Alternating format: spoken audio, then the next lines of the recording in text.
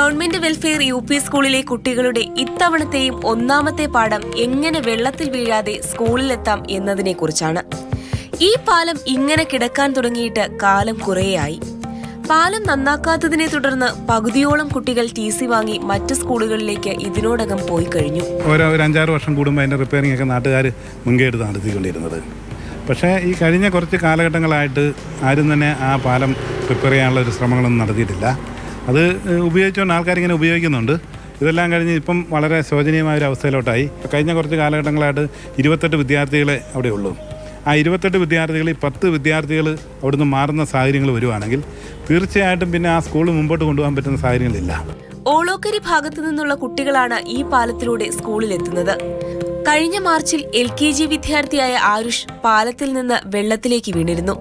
സ്കൂളിൽ ജോലിക്കെത്തിയ തൊഴിലാളികളാണ് ആരുഷിനെ രക്ഷപ്പെടുത്തിയത്. ഈ സംഭവത്തോടെ രക്ഷിതാക്കൾ കൂടുതൽ ഭീതിയിലായി.